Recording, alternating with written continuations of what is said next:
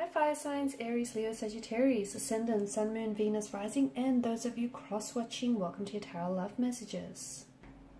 Today we're going to take a look at and see what's going on with the silence between the two of you. So why are they not communicating, why they're not reaching out, or they're not responding, why do they ghost you here? We'll go ahead and see what their silence is really saying and what this silence between the two of you really means. It is going to be a general reading, guys. Please just keep that in mind. If you are after a personalized tarot reading with myself, please feel free to reach out and inquire. I will list my email address just below the video here. Okay, now let's go ahead and take a look and see what messages are coming up for you here.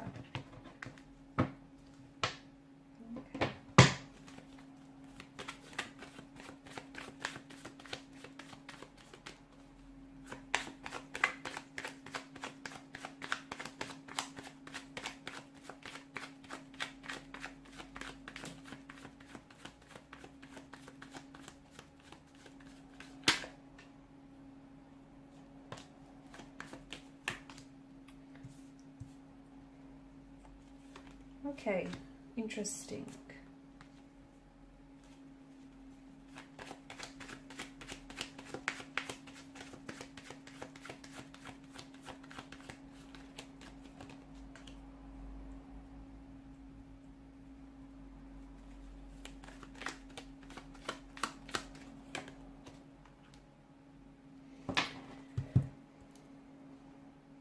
Okay, so with this particular situation, I'm getting withdrawal here, withdrawal from your partner, from your romantic energy. So it feels like someone here is keeping silent because they may be experiencing a range of emotions. They could be really angry, they could be fearful, they could be sad here, they could be confused, a little bit uncertain here. So they're withdrawn. So maybe this is someone who you might still be communicating with this person, but it just feels like the communication isn't the same. Okay, it's reduced, they're not saying as much, or they could really be weaponizing their words. It could be really snarky and bitter and just like throwing jabs at you. It could be very short and brief.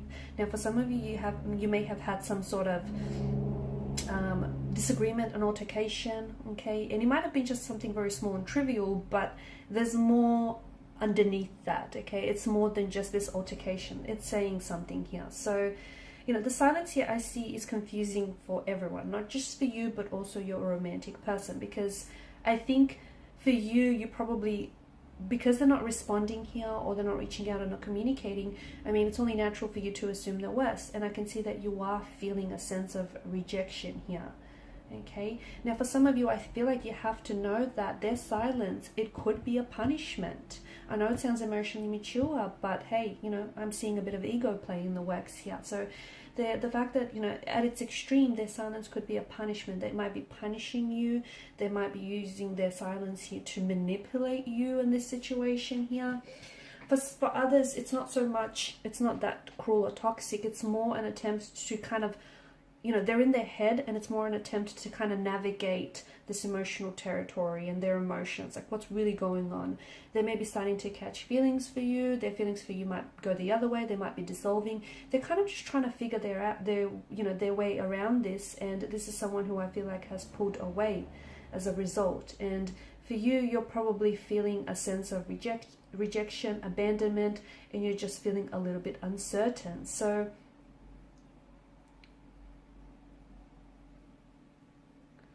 okay, also if you're a female watching this, and if you're dealing with a male, you know, when a man is feeling really loved and he's getting the attention that he wants in a relationship, you know, if he initiates physical affection, and, you know, if you reciprocate here and it's all good, a woman in return will openly express her love for him, and, you know, the two of you are glowing in the intimacy.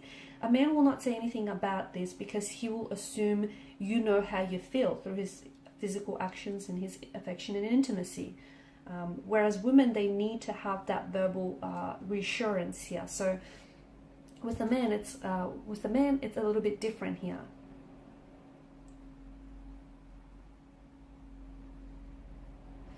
Okay, silence is not necessarily golden, and not in this case as well, because I feel like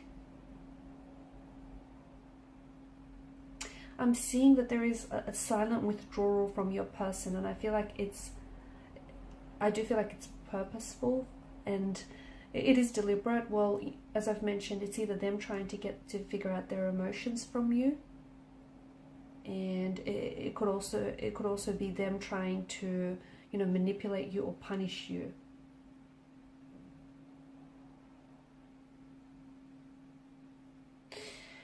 I'm also seeing some of their behavior here. So someone here is pursuing an energy. Okay, so I'm not sure if you're the pursuer. So I'm getting two different types of energy: pursuers and withdrawers. The person that is pursuing here tends to cling. So if they pull themselves back, it's probably not a good idea for you to pursue, because then you can come across as a little bit demanding, a little bit pushy, and that's going to have your person withdraw more and more away. Okay, they're going to pull further and further away. Also, pursuers can come across as a little bit attacky. Okay, you might not mean to come across that way, but you come across a little bit attacky. Or that if they're the ones that are pursuing, then that's how they're coming across. So take it as it resonates. Withdrawers then retreat, they pull back. And it's like this song and dance that you do. You know, pursuers then can come across as very intrusive. Withdrawers will then respond to that by putting up barriers. Pursuers can be very controlling. Withdrawers will be like surrender here. Pursuers think they're right. Withdrawers think they're wrong. Pursuers lead. Withdrawers will follow. You know, pursuers. The pursuer here will feel very helpful, whereas the withdrawer will feel very helpless. So it's like this song and dance that you're doing. And it just feels like this is what's keeping the interaction between the two of you stuck. Okay, this dynamic. So you have to find a way to break this dynamic if you really fall into this pattern here. I'm also seeing that, like, what's going on with your person's brain right now. So they're just trying to protect themselves. They're just trying to process their emotions. And what's going on with their brain right now is, I feel like it's a protective, them shutting down, them withdrawing, and them not communicating with you. It's a protective mechanism. They could be trying to protect their ego here. Maybe they feel really hurt by something that you said, maybe by the tone in which you said it. You know, I'm seeing some sort of altercation. Maybe they're just feeling really hurt and has nothing to do with you, and you know, they're kind of lashing out at you. They're projecting their hurt onto you. But I think the origins of what's happening here, it really lies in their emotional being and their emotional environment. So there could be certain things, you might have pushed their emotional buttons, so there could be certain emotional triggers here that I think have developed in either the early days, like in family, schools, or in their just like in their adulthood, young adulthood, and their upbringing here. And it feels like this person is really struggling to find an emotional language. So if they are hurt by something that you've said, it might bring up memories of, you know, their abusive parents or their abusive upbringing here. And instead of communicating with you, this person is then, you know, they withdraw here. Okay, they withdraw because their brain, it just feels like their mind here has little need or capacity to talk about these emotions, because it's not how they were brought up here. And it's just that they quite literally are struggling to find this emotional language, okay, to which they want to communicate here. I'm also seeing that your person is someone who is a little bit pride. They're coming across as very proud. There's a lot of pride here, ego involved, and they don't want to talk about their emotions because they don't want to be exposed. Okay, they want to remain that, you know, really manly or very alpha here. And maybe, you know, it's sort of like an old chestnut that emotions are not manly, and, you know, heaven forbid a man discusses them. So he or even she, because they're an alpha energy here, they might just be being exposed here. I'm also seeing that this person is getting angry with their feelings. They're very irritable.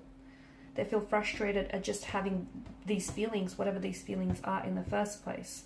Because you remember, this is an energy that doesn't do feelings very well. And I think silence is an attempt for them to protect themselves, possibly also protect you from causing more damage to this relationship connection here. Because I'm seeing that there's already some sort of conflict or existing tension.